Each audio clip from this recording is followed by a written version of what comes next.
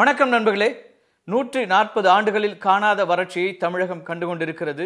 முதல் முறையாக தமிழகத்தில் விவசாய மரணங்கள் நிகழ்ந்து கொண்டிருக்கின்ற துர்பாக்கிய நிலையையும் பார்த்து கொண்டிருக்கின்றோம்.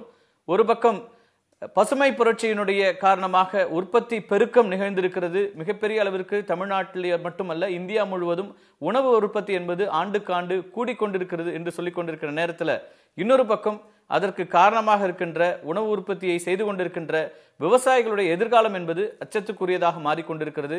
அவர்களுடைய வாழ்வாதாரம் மிக மிக மோசமான ஒரு சூழலை நோக்கி போய்கொண்டிருக்கிறது. இந்த நிலையில்தான் பசுமை புரட்சியின் தந்தை என்று அழைக்கப்படுகின்ற வேளாண்மைக்காக தன்னுடைய வாழ்நாளில் பெரும்பகுதியை ஒதுக்கியவர், சர்வதேச அளவில் 40க்கும் அதிகமான டாக்டர் பட்டங்களை பெற்றவர், பல ஆராய்ச்சிகளை செய்தவர், மகசேசே விருது உள்ளிட்ட பல்வேறு விருதுகளால் இன்றைக்கு போற்றப்படுகின்ற வேளாண் விஞ்ஞானி திரு MS சுவாமிநாதன் நம்மோடு இணைகிறார். வணக்கம். வணக்கம். வணக்கம். ரொம்ப ஒரு நெருக்கடியான காலகட்டம்னு பார்க்க வேண்டியிருக்கிறது. தமிழ்நாட்டை பொறுத்த வரைக்கும் 140 ஆண்டுகள்ல இல்லாத ஒரு வறட்சி, விவசாய மரணங்கள் முதல் முறையாக தமிழ்நாட்டிலையும் பதிவாகி இருக்கிறது. உங்களோட ஒரு விவசாயத்திற்கான இந்த தொடர் உழைப்புகள்ல இருந்து நீங்க என்ன நினைக்கிறீங்க? இந்த விவசாய மரணங்கள் நிகழ்வுகள் இதெல்லாம் என்ன சொல்லுது? விவசாயிகளுக்கு இப்போ அவங்களோட கண்டிஷன் மோசமாகிட்டு வருது. ஒரு பருவநிலை மாறிட்டு வருது. நமக்கு தமிழ்நாட்டில் 2 மான்சூனில் ஒன்று தான் பருவநிலை. நார்த் ஈஸ்ட் மான்சூன் தான். சவுத் வெஸ்ட் மான்சூன் தமிழ்நாட்டில் வரதில்லை, ஏன்னா rain shadow region. North east மான்சூனில் எப்போதும் பெரிய சைக்ளோனிக் ஸ்டாமோடு வரும். சாதாரண மழையாக வராது. ஒரே நாளைக்கு ஒரு 20 சென்டிமீட்டர் வரும், அடுத்த நாளைக்கு ஒன்றுமே இருக்காது. அதனால் பருவநிலை மாறிக்கிட்டு வருது. அவங்களுக்கு கிளைமேட் சேஞ்ச் சொல்கிறோம், அது ஒரு ப்ராப்ளம் இருக்குது. அதுக்கு நம்ம தயாராக இல்லை.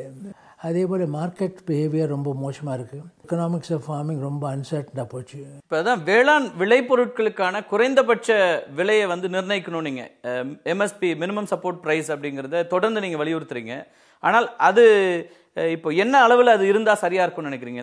எவ்வளவு செலவழிச்சிருக்காங்களோ. இப்போது ஒரு அரிசிக்கு ஒரு ஏக்கருக்கு 500 ரூபா 1000 ரூபா செலவழிச்சிருக்காங்கன்னா இன்னொரு 50% மோர் 1500 கொடுத்து வாங்கணும். இப்போ 10% 12% கொடுக்குறாங்க டிஃபரன்ஸ். எந்த தொழில் உங்களுக்கு நீங்கள் ஃபார்மஸ்டிக்கல் ட்ரேட் போனீங்கன்னா 500%, 600%, 500%, 600% வரும். இத்தனை நாள் மட்டும் இன்சூரன்ஸு மோசமாக இருந்தது. இப்போ தான் பிரதம மந்திரி சொல்லியிருக்கார், கொஞ்சம் அனௌன்ஸ் பண்ணியிருக்கார், improvement of insurance. Crop insurance இல்லை. அவன் கிரெடிட் வாங்கினா ஒரு தடவை வாங்கினா அது திருப்பி கொடுக்காட்டா மறுபடியும் கிரெடிட் கிடைக்காது. ஸோ மணி லெண்டர்கிட்ட போகிறாங்க. அவங்ககிட்ட போனால் வெரி ஹை இன்ட்ரெஸ்ட் ரேட், 50%, 60%, 70%. அதனால தான் இந்த விதர்பாலாம் தொடங்கிட்டு ஃபார்மர்ஸ் சூசைட், தற்கொலை செய்கிறதே அதனால தான் ஆரம்பித்தது. Number of problems for the farmers. அதை ஒருங்கிணைத்தாக பார்க்கணும். ஒரு ஃப்ராக்மெண்ட்டாக ப்ரைஸ் மாற்றம் போகாது. பருவநிலையை அதை பார்க்கணும். அப்புறம் அவங்களுக்கு என்ன மாதிரி அட்வைஸ் கொடுக்குறோம், டைம்லி அட்வைஸ் கொடுக்குறோமா, என்ன க்ராப்பை போடுறது, என்ன போடுறது, லேண்ட் யூஸ் பிளானிங் சொல்லுவோம். இப்போ தான் சாயில் ஹெல்த் கார்டு கொடுக்க போகிறோம்னு சொல்கிறாங்க. இதெல்லாம் சொல்லிட்டு வராங்களே, பாலிசி சொல்லிட்டு வராங்களே, சிறு விவசாயிகள்கிட்ட இதெல்லாம் போகிறதில்லை. விவசாயிகள்கிட்டேருந்து இருக்கிற டிமாண்ட்ஸில் விவசாய கடன்களை அரசாங்கங்கள் தள்ளுபடி செய்யணுங்கிறது தான் தொடர்ந்து அவங்க கோரிக்கை வைக்கிறாங்க. பல்வேறு கோரிக்கைகளில் நதிகளை இணைப்பு உள்ளிட்ட பல்வேறு அம்சங்களை சொன்னாலும் கூட விவசாய கடன் தள்ளுபடி அப்படிங்கிற அந்த கோரிக்கையும் முன்னால் வைக்கப்படுகிறது. விவசாய கடன் தள்ளுபடி செய்தால் எதை தள்ளுபடி செய்கிறோம்? அந்த பணம் நீங்களும் நானும் கொடுத்தது, பேங்க்கில் கொடுத்த பணம் நம்ம டெபாசிட் பண்ணியிருக்கோம். ஒரு ஷார்ட் டேர்மாக ஒரு தடவை பண்ணலாம், 2 தடவை பண்ணலாம். அது ஒரு வழக்கமாக போயிடக்கூடாது. பணம் வேணும், கிரெடிட் வாங்கணும். ஏன்னா ஃபர்டிலைசர் வாங்குகிறாங்க, எது வாங்கினாலும் அதுக்கெல்லாம் பணம் வேணும். ஆனால் லோன் வெய்வர்னு சொல்கிறது is not the right answer to விவசாயிகள் ப்ராப்ளம். ஆனால் கார்பரேட் கம்பெனிஸ்க்கு லோன் வேவர் தொடர்ந்து பண்ணிகிட்டே இருக்கிறாங்க. விவசாயிகளுக்கு ஏன் செய்யக்கூடாது? பெரிய நெருக்கடியில் இருக்கிறாங்க அப்படிங்கிறது தான் முன்னாடி வருது. அதெல்லாம் விஜய் மல்லையா போட்டிருக்கணும். நிறையா பணத்தை வாங்கி போய் அவங்களுக்கு எவ்வளோ வேணால் கடன் கொடுக்குறாங்க. நம்ம 5 ரூபாய் கொடுக்கறதுக்கு 5 வருஷம் ஆகிடும் ஃபார்மர்ஸ்ட்டு. அது ஒரு ப்ராப்ளம். ஃபார்மர்ஸ் மேலே அவ்வளோ நம்பிக்கை இல்லை. ஃபார்மிங்கில் எவ்வளோ வருமானம் வரும்னு நம்பிக்கை இல்லை. நல்ல சாயிலெல்லாம், நல்ல லேண்டெல்லாம் இப்போ விவசாயத்துலேருந்து போயின்ட்டுருக்கு. எல்லாம் பெரிய பில்டிங். காலை வேளையில் என்னோடய பத்திரிகையில் எது பார்த்தாலும் முதல் 3 பக்கம் பில்டிங்ஸ் தான். Full page advertisement. SEZன்னு சொல்லுவாங்க, ஸ்பெஷல் எக்கனாமிக் ஜோன். அவங்களுக்கு நிறையா சலுகைகள் கொடுக்குறாங்க. என்னெல்லாம் எக்கனாமிக் ஜோனில் கொடுக்குறீங்களோ அதே மாதிரி அக்ரிகல்ச்சர் ஜோனும் கொடுத்து, எக்கனாமிக் ஜோனில் நல்ல லேண்ட் போயிடுறது அக்ரிகல்ச்சர்லேருந்து. அக்ரிகல்ச்சர் ஜோனில் நல்ல லேண்ட் அக்ரிகல்ச்சர் வச்சுக்கணும். அதுதான் opposite of what economic zone is. இப்போ தஞ்சாவூர் பகுதியை பொறுத்த வரைக்கும் உதாரணத்துக்கு எடுத்துக்கணும்னா, இப்போ காவேரியில் தண்ணி கிடையாது, அங்கேயும் இல்லை. இப்போ 7 வருஷமாக நமக்கு வந்து குறித்த காலத்தில் தண்ணீர் விட முடியாத ஒரு சூழல் இருக்கும்போது அவங்க என்ன பண்ண முடியும்? இந்த விவசாயம் தான் அவங்களுக்கு தெரிந்த ஒரே தொழில். அதை வந்து வேறு மாற்று பயிர்களோ அல்லது மாற்று வழியிலான விவசாயம் அப்படின்னு ஏதாவது நீங்கள் ரெக்கமெண்ட் பண்ணுறீங்களா? ஐடியா கொடுத்தேன் அவங்களுக்கு. எப்போ வாட்டர் அதிகமாகலையோ, இந்த தமிழ்நாட்டில் கோழி பண்ணை நிறையா வந்துட்டுருக்கு. மக்காச்சோளம் ரொம்ப முக்கியம் கோழிகளுக்கு. 60 நாள் வெரைட்டி இருக்குது. அதில் தண்ணி வேண்டியது ரொம்ப குறைச்சல். மோர் க்ராப்பர் ட்ராப்புங்கிறார். மோர் க்ராப்பர் ட்ராப்னா ஒவ்வொரு சொட்டுலையும் அதிகமான உற்பத்தி செய்யணும்னுட்டு அது செய்யலாம். அதுக்கு ஒரு பிளான் போடணும். தஞ்சாவூர் பகுதியிலேயே நிலத்தடி நீர் மட்டங்கிறது ரொம்ப குறைஞ்சி போச்சு, கீழே போயிடுச்சு. அதை பயன்படுத்தியும் வர முடியல. நாகப்பட்டினம் மாதிரி மாவட்டங்களில் இன்றைக்கி கடல் நீர் வந்து உள்ளே வந்துருச்சு. அப்போது அங்கே உப்பு தண்ணி தான் நிலத்தடி நீராகவும் கிடைக்குது. இப்போ அவங்க என்ன விவசாயம் பண்ண முடியும்? இல்லை விவசாயமே இல்லாத விவசாய கூலிகளோட நிலைமை இன்னும் மோசமாக இருக்குது. கடல் நீர்லேருந்தும் பண்ணலாம் விவசாயம். தகுந்தாப்பில் பிளான்ட்ஸை சூஸ் பண்ணணும். பொன்னிங்கிறது ஒரு நல்ல அரிசி வெரைட்டி. அதுலேயே சால்ட் ரெசிஸ்டன்ட் வெரைட்டி எங்கள்கிட்ட இருக்குது. இப்போ நாகப்பட்டினம் மாதிரி ஒரு மாவட்டத்தில் நம்ம இந்த கடல் தண்ணியாக இருந்தாலும் உப்பு தண்ணியாக இருந்தாலும் கூட அதுக்கேற்ற வகையிலான நெல் வகைகளை பயன்படுத்தலான்றீங்க. சீ வாட்டர் ஃபார்மிங்கே ஒரு ப்ரோக்ராம் இருக்குது. அந்த கடல் தண்ணீர் மீனும் வளர்க்கலாம். அண்ட் நிறையா மரங்கள் போடலாம். இப்போ நம்ம பயன்படுத்துகிற விதை நெல் எல்லாமே பசுமை புரட்சின்னு சொல்லப்பட்டதுக்கு பிறகு, நீங்கள் நிறைய விஷயங்களை புகுத்திய பிறகு நிறைய தண்ணீர் தேவைப்படக்கூடிய விதை நெல்களாக மாறிடுச்சு. பாரம்பரியமாக இருந்த விதை நெல்லாம் அந்த பிரச்சனை இல்லை அப்படிங்கிற ஒரு விமர்சனம் முன்வைக்கப்படுது. இரிகேஷன் டிபார்ட்மெண்ட் வந்தப்புறம், தண்ணீர் நிறையா வந்தப்புறம் எல்லோரும் தண்ணீர் எவ்வளோ வேணுமோ அதுக்கு எப்படி வேணும் கிடைக்கும். இப்போ நம்ம ஃப்ரீயாக எலக்ட்ரிசிட்டி கொடுக்குறோம். அவன் பாட்டுக்கு பம்ப் பண்ணலான்னு நினச்சிட்டுருக்காங்க. ஈக்கலாஜிக்கலி சவுண்ட் ஆர்கானிக் ஃபார்மிங்கிறாங்க. அந்த ஆர்கானிக் ஃபார்ம்லேயும் நல்ல எக்ஸ்டென்ஷன் சர்வீஸ் வேணும். எவ்வளோ கவுடங் வேணும், எத்தனை பசு மாடு இருக்கணும், இல்லாட்டா எருமை மாடு இருக்கணும். உங்களுக்கு ஒரு ஏக்கருக்கு ஈஸி சொல்யூஷன் இல்லை. நிறைய பேர் இப்போ இயற்கை வேளாண்மைக்கு மாறிட்டு இருக்கிறாங்க. நீங்கள் IR 20 IR 30ன்னு இப்போ இதெல்லாம் வந்த பிறகுதான் 1 கிலோ நெல்லுக்கு 5000 லிட்டர் தண்ணி பயன்படுத்துகிற பாரம்பரிய வழிகள்லையும் அதிகமாக உற்பத்தி செய்யலாம். நமக்கு உணவு வேணும் மாதிரி செடிக்கு உணவு வேணும். ஒரு கிலோ ஒரு குவிண்டல் அரிசி உற்பத்தி பண்ணால் அந்த அரிசி நெல் பயிற்சிக்கு 20 கிலோகிராம் நைட்ரஜன் வேணும். முன்னாடி இருந்ததில் ஒரு நல்ல வழக்கம்னா எல்லோரும் மாடு வச்சுப்பாங்க. நான் கோயம்புத்தூரில் படிக்கும்போது கூட விவசாயிகளை போய் பார்த்துக்கலன்னா விவசாயம் இருக்குது. விவசாயம்னா மாடு ஆடு அதெல்லாம் பார்த்தது விவசாயம் சேர்ந்து வேறு there's a problem there's a way. But அதுக்கு பழைய காலம் மாத்திரம் போகாது. பழைய காலம் புது டெக்னாலஜி ரெண்டையும் மேரி பண்ணும். இல்லை, அந்த டெக்னாலஜி வந்து தான் இன்னைக்கு வந்து எல்லா பிரச்சனைகளுக்கும் காரணம்ன்ற விமர்சனத்தை நீங்கள் எப்படி பார்க்குறீங்க? முழுமையாக பசுமை புரட்சின்னு சொல்லி உற்பத்தியை வேறு விதமாக மாற்றிட்டோம், இன்னைக்கு வந்து மண் மலடாயிடுச்சு, இப்படிலாம் கடுமையான விமர்சனங்கள் முன்வைக்கப்படுது. அதை எப்படி நீங்கள் பார்க்குறீங்க? பசுமை புரட்சியில் இருந்து நமக்கு இப்போ சாப்பிட முடியாது. பசுமை புரட்சின்னா இந்த நிலத்தில் அதிகமாக உற்பத்தி செய்கிறது, அவ்வளோதான். இதே இந்த ரூமில் எவ்வளவு நான் சாதாரணமாக 2 குவிண்டல் உற்பத்தி செய்தால் 10 குவிண்டல் உற்பத்தி செய்கிறது. அது இல்லாத நம்ம ஊரில் நிலம் இல்லை, மக்கள் தொகை அதிகமாக போயிடுது. தொடக்க காலத்தில் இதெல்லாம் நல்லா இருந்துச்சு, நீங்கள் வந்து உரம் பயன்படுத்தும் போது வந்தது. ஆனால் ஒரு கட்டத்துக்கு மேலே திரும்ப அதிகமான உரங்களை பயன்படுத்தி, செயற்கை உரங்களை பயன்படுத்தி இன்னைக்கு விவசாயம் முழுக்க வீணாயிடுச்சுன்ற அந்த சொல்லுவேன். Green revolution became a greet revolution. பேராசை வந்துடுத்து அதிகமாக உற்பத்தி செய்யணும். மேலே கொடுத்தேன்னா இதுக்கு எல்லாத்துக்கும் ஒரு லிமிட் இருக்குது. நீங்கள் ஒரு டன் 10 குவிண்டல் ப்ரொடியூஸ் பண்ணிங்கன்னா 20 குவிண்டல் 30 குவிண்டல் மட்டும் போகலாம். 100 வேணும் 200 வேணும்னுட்டு நிறைய ஆர்டிஃபிஷியல் மென்யூர் போட்டிங்கன்னா 1 வருஷம் கிடைக்கும், 2 வருஷம் கிடைக்கும், அப்புறம் உள்ளே போயிடும். இப்போ சொல்கிறது நல்ல விவசாயிகள்கிட்டேருந்தே இன்னொரு விவசாயிக்கு கற்றுக்கட்டும். ஏன்னா அது எக்கனாமிக்ஸ் ஆஃப் ஃபார்மிங் விவசாயிக்கு நல்லா தெரியும். இவ்வளோ செலவிச்சா இவ்வளோ வரலான்ட்டு. Many time scientist will not know the exact economic. பாரம்பரியமாக வளர்ந்துட்டு இருந்த விவசாயம் இடையில விஞ்ஞானிகள் உள்ள வந்து இந்த விஷயங்கள் எல்லாம் நிறைய பசுமை புரட்சி அப்படிங்கிற விஷயங்களை கொண்டு வந்ததன் மூலமாக நம்ம விட்டுட்டோமா, இழந்துட்டோமா? இப்போ நீங்கள் அதை எப்படி நினைக்கிறீங்க? நம்ம முழுமையாக அதையும் கேரி ஓவர் பண்ணி வந்திருந்தா நல்லதுன்னு நினைக்கிறீங்களா? Nothing is bad, nothing is it's an evolutionary phenomenon. இவ்வளவு ஜன மக்களுக்கு உணவு உற்பத்தி செய்து கஷ்டம், நிலமும் போயின்னு இருக்கு விவசாயத்துலேருந்து. அதனால more and more we have to produce more and more from less and less land, less and less water. அதைத்தான் க்ரீன் ரெவல்யூஷன் சொல்கிறோம். அதுக்கு பேர். ஆனால் அந்த வாட்டர் பயன்படுத்துறது கூடிருச்சுன்றாங்க, அதுதான் பிரச்சனை. இப்போ அது லாங் பாலிசி சொல்கிறோம். நான் முன்னாடி சொன்ன மாதிரி நீங்கள் எல்லாம் ஃப்ரீ எலக்ட்ரிசிட்டி கொடுங்க, இருந்தால் கடலில் நிறைய பம்ப் பண்ணுவாங்க. அதுவும் இல்லைன்னா இப்போ விவசாயமே பண்ண முடியாத சூழலெல்லாம் இருக்குது. இப்போவே அதெல்லாம் கொடுத்துமே கூட விவசாயிகள் கடனில் தான் இருக்கிறாங்க. தமிழ்நாடுக்கு 1000 கிலோமீட்டர் சீ சர்ஃபஸ் இருக்குது. புது புது டெக்னிக்காக இனிமேல் இப்போ லேர்ன் பண்ணோம். Sea water farming for coastal area ப்ராஸ்பெரிட்டின்னு ஒரு வச்சுருக்கோம். நியூ இந்தியாவில் முக்கியமான அம்சம் ஷுட் பி நியூ விவசாயம், நியூ அக்ரிகல்ச்சர். அப்படி ஏதாவது ரெக்கமெண்டேஷன்ஸ் நீங்கள் கொடுத்துருக்கீங்களா? இப்போ வந்து ஒரு புதிய விவசாய முறை தேவையாக இருக்குது, நீங்கள் புதிய இந்தியாவை படைக்கும் போது அதில் பெரும்பான்மையாக இருக்கிற வேளாண் குடிமக்களுக்கான விஷயங்களை கவனம் செலுத்தணும்னு. ஃபார்மர்ஸ் கமிஷனுங்கிறதுல 5 ரிப்போர்ட் இருக்குது. ஒரு whole report national policy for farmers. அதில் எல்லாம் சொல்லியிருக்கோம், என்ன செய்யணும் என்ன செய்யக்கூடாது.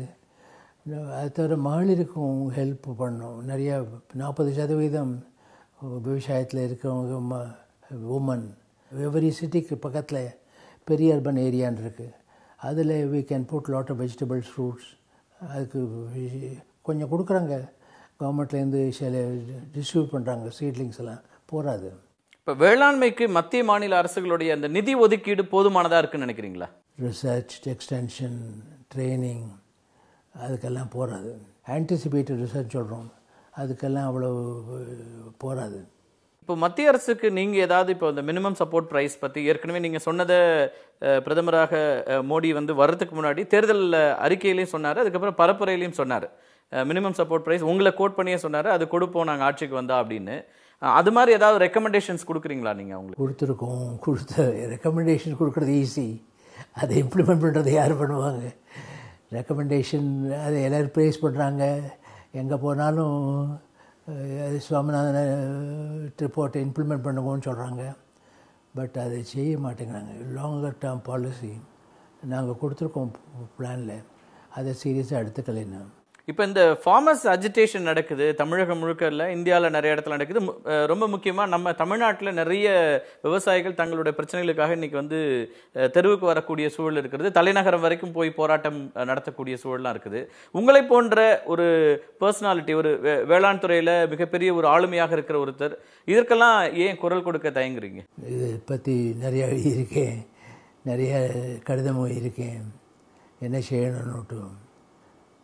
நம்ம இப்போ நாங்கள் கவர்மெண்ட்டில் இல்லை.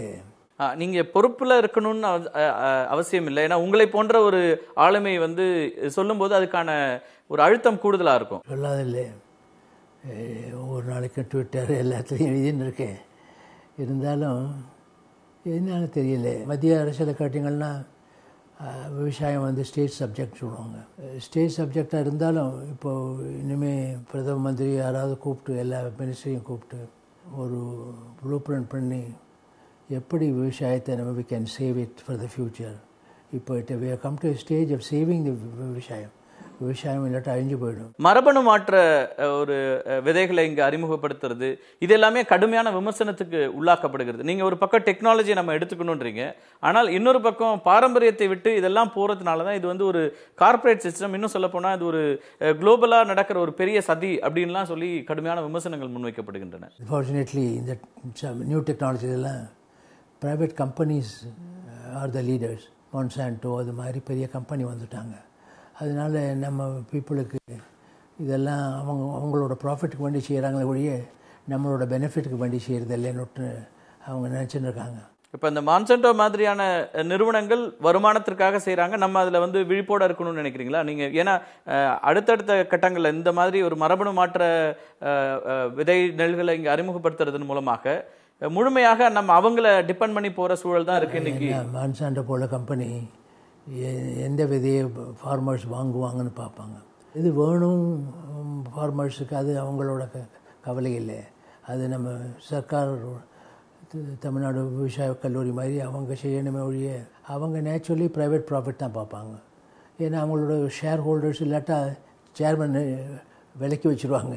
நீ you don't make enough profit. இப்போ நீங்கள் இதை எப்படி ஆதரிச்சிங்க? அப்போ இந்த மாதிரி மரபணு மாற்ற விதைகள் ஆதரிக்கவே இல்லை. அப்போஸ் அது it's part of science. Science part of progress பண்ணிட்டே இருக்கும். நம்ம எந்த சயின்ஸ் நமக்கு தேவை, எந்த சயின்ஸ் நமக்கு நல்லது இல்லை, நம்ம ஜனங்களுக்கு நல்லது இல்லை, அது நம்ம தான் பார்க்கணும். இந்த ரிஸ்க் இருக்குது, இது பெனிஃபிட் வருது, அதை அனலைஸ் பண்ணி பப்ளிக் போட்டு ஃபார்மர்ஸுக்கு கட்டுன்ட்டு பண்ணணும். ஆனால் அவங்களுக்கான ஒரு பரிசோதனை கூடமாக தமிழ்நாடோ இந்தியாவோ இருக்க முடியாதுல்ல? இப்போ நம்ம எல்லாம் எந்த ஹாஸ்பிட்டல் போனால் போங்க, லேட்டஸ்ட் மெடிக்கல் சயின்சஸில் எல்லாம் ஜெனட்டிக் நோபல் ப்ரைஸ் எல்லாம் ஜெனட்டிக்ஸ் தான் போயிட்டுருக்கு. ஸோ சயின்ஸ் பாட்டுக்கு போயிட்டு இருக்கோம். நான் சொன்னது விஞ்ஞானத்தில் எது நமக்கு நல்லது எது கெட்டது அது நம்ம தான் செய்யணும். வறட்சிங்கிறது தான் இப்போ பெரிய பிரச்சனையாக மாறி இருக்கிறது. அந்த நேரத்தில் நம்ம நீர் மேலாண்மை அப்படிங்கிறது ரொம்ப முக்கியமாக இருக்குது. அதில் நம்ம வந்து போதுமான அளவுக்கு கவனம் செலுத்துகிறோமா? டிமாண்டை குறைக்கணும், சப்ளை இன்க்ரீஸ் பண்ணணும். Both the level of delivery of the water and at the level of saving water collection நிறைய ஸ்கோப் இருக்குது. அது தவிர all waste water should be recycle. Water management பற்றி அரசாங்கங்களுக்கு நீங்கள் ஏதாவது அட்வைஸ் கொடுத்துருக்கீங்களா? அது பற்றின ரிப்போர்ட்ஸ் ஏதாவது கொடுத்துருக்கீங்க? நிறையா கொடுத்துருக்கேன். ரிப்போர்ட் கொடுக்கலாம், ரிப்போர்ட் கொடுத்து நிறையா கொடுத்தாச்சு. ஆனால் அது இம்ப்ளிமெண்டேஷன்னா ஒரு ஒரு ஒரு விவசாயம் முடியாது. அவங்க எல்லாம் சேர்ந்து கூட்டுரு பானி பஞ்சாயத்துங்கிறாங்க மகாராஷ்டிராவில். தண்ணீருக்கு ஒரு பஞ்சாயத்து, அவங்க எல்லோரும் சேர்ந்து செய்யணும். இதில் தான் சோஷியல் இன்ஜினியரிங்னு சொல்கிறோம். அது ரொம்ப important. One of the oldest irrigation projects in the world, the grand Anicut. அதெல்லாம் போயிடுது, குடிமராமத்தும் போயிடுது. வேளாண்மையில் இப்போ சிறுதானிய வகைகளுக்கான மீண்டும் வந்து ஒரு அந்த மாதிரியான ஒரு பயிரிடுதல் அப்படிங்கிற முறைக்கு போகிறது பற்றி பேசுகிறாங்க. அதில் உங்களோட பார்வை என்ன? நிறைய செய்யலாமே. ஜனங்களுக்கு ரெண்டு அட்வான்டேஜ். வாட்டரில் ரொம்ப குறைச்சலாக இருந்தால் போகிறோம். ரெண்டாவது அதனோட உணவு வேல்யூ மச் ஹையர். விவசாயத்தில் இருக்கிற மக்களோட நீங்கள் ஏதாவது கலந்துரையாடுறீங்களா? தமிழ்நாட்டில் வந்து விவசாயிகள் போராட்டத்தில் இருக்கிற விவசாயிகளோ அல்லது தஞ்சை டெல்டா பகுதியில் பலரும் வந்து இன்னைக்கு வந்து பிரச்சனையை எதிர்கொள்கிற போராட்டத்துக்கு எங்களோட சிம்பத்தி, நாங்கள் சப்போர்ட் இருக்குது. This is not a social institute. இது ஒரு ஆராய்ச்சி நிலையம், பழங்குன்றா வேளாண்மை ஆராய்ச்சி நிலையம் போட்டிருக்கோம். எங்களோட ஹெல்ப் ஃபார்மர்ஸுக்கு டைம்லி அட்வைஸ், டெமான்ஸ்ட்ரேஷன், அவங்களுக்கு வேண்டிய என்டைட்டில்மெண்ட்ஸ்லாம் எப்படி கொடுக்கறது, கடன் எங்கே கிடைக்கும், எவ்வளோ கிடைக்கும், அது போல் நிறைய செஞ்சுட்டு இருக்கோம். ஒரு பசுமை புரட்சி தேவைப்பட்ட காலத்தில் அன்னைக்கு வந்து உற்பத்தி குறைந்த காலத்தில் அதுக்கான பல முயற்சிகள் எடுத்தோம், அறிவியலை பயன்படுத்தணும் அப்படின்னு சொல்லும்போது உற்பத்தி பெருக்கம் நிச்சயமாக இருக்குது. ஒவ்வொரு ஆண்டும் உற்பத்தி கூடிக்கிட்டே இருக்குது, வேளாண் பொருட்களுடைய உற்பத்தி. ஆனால் அதை உற்பத்தி செய்கிற விவசாயினுடைய வாழ்வாதாரம், வாழ்க்கை தரம்ங்கிறது ரொம்ப மிக மோசமான பின்னடைவை நோக்கி போயிருக்கு. ஒரு 5-10% லார்ஜ் ஃபார்மர் சொல்கிறோம், அவங்க நல்லா இருக்காங்க. அவங்க என்ன பண்ணுறாங்கன்னா, இப்போ ஸ்ட்ராபெரி அது மாதிரி இந்த ஃப்ளவர்ஸ் எவ்வளோ பூ வந்துடுது, அது போல் ஹை வேல்யூ க்ராப்ஸை போட்டுருவாங்க, ரிச்சர் ஃபெலோஸ். பட் இந்த problem lies with the very poor small farmer who is growing only crop. பெரும்பாலும் சிறு குறு விவசாயிகளுக்கு தான் இந்த பிரச்சனை. அவளுக்கு தான் நம்ம எங்கள் ரிப்போர்ட்டே அவளுக்கு தான். உங்களை பொறுத்த வரைக்கும் வேளாண்மைக்கு ஒரு எதிர்காலம் இருக்குன்னு நினைக்கிறீங்களா? அதை ஒரு தொழிலாக எடுத்து செய்ய முடியும் நம்புறீங்களா? ஏன்னா இளைஞர்களை இதில் ஈர்க்கணும் அப்படிங்கிறதுக்கான சில திட்டங்களையும் நீங்கள் உங்கள் ஆராய்ச்சி நிலையத்திலிருந்து செய்கிறீங்க. அப்படி இளைஞர்கள் இதில் கவனம் செலுத்தி வராங்களா? அடுத்த தலைமுறை வேளாண்மையை ஒரு லாபகரமான தொழிலாக, குறைந்தபட்சம் பெரிய அளவிற்கு நஷ்டம் இல்லாத ஒரு தொழிலாக நடத்த முடியுமா? நம்ம இப்போ லெக்சர் கொடுத்தா போகாது, வேளாண்மை ரொம்ப முக்கியம், நீ அங்கே இதில் இருன்னா மாட்டான். நியூ இந்தியாவிலே புது விவசாயத்தை நம்ம முக்கியமாக எடுக்க வேண்டும். இல்லை, யார் முன்னெடுத்து செல்றது? நீங்களே சொல்ற மாதிரி இளைஞர்கள் யாரும் இன்னைக்கு வந்து வேளாண்மையை பற்றி கவலைப்படதில்லை. அவங்களுக்கான எதிர்காலம் பற்றின புது விவசாயத்தை பற்றி தான் இருக்கும் எங்கள் ரிப்போர்ட்டில், ஃபார்மர்ஸ் கமிஷன் ரிப்போர்ட்டில் ஃபார்மர்ஸ் ஆஃப் த ஃபியூச்சர்னு ஒரு சாப்டர் இருக்குது. எதிர்காலம் குறித்த ஒரு அச்சமும் அல்லது அரசாங்கங்கள் இதில் முழுமையாக கவனிக்க வேண்டும் அப்படிங்கிற ரொம்ப முக்கியமான ஒரு கருத்தை சொல்றீங்க. ஏன்னா ஒரு வேளாண்மையை அடுத்த கட்டத்துக்கு கொண்டு போறதுக்கு அல்லது வேளாண்மையை பாதுகாப்பதற்கே கூட இன்னைக்கு அரசுகளுடைய கவனம் முக்கியமானது. வேளாண்மையை பாதுகாக்கணும். வேளாண்மையை பாதுகாக்கணும்னா விவசாயிகளை பாதுகாக்கணும். அவங்கள பாதுகாத்தா தான் வேளாண்மையை பாதுகாக்க முடியும். வருமானம் இல்லாட்டா சிறுவர்கள் வரமாட்டாங்க, நெக்ஸ்ட் ஜெனரேஷன் வரமாட்டாங்க. அவங்க வராட்டா நம்ம விவசாயம் வில் கொலாப்ஸ். உங்களுடைய ஆய்வுகளையும் அறிவுறுத்தல்களையும் நிச்சயமா அரசாங்கங்கள் கவனத்தில் எடுத்துப்பாங்க அப்படின்னு நினைக்கிறேன். மிக முக்கியமான ஒரு தருணத்தில் உங்களுடைய நேரத்தை ஒதுக்கி எங்களோடு பல கருத்துக்களை, வேளாண்மை சார்ந்த கருத்துக்களை பகிர்ந்து கொண்டீர்கள். உங்களுடைய வருகைக்கும் கருத்து பகிர்வுக்கும் மிக்க நன்றி.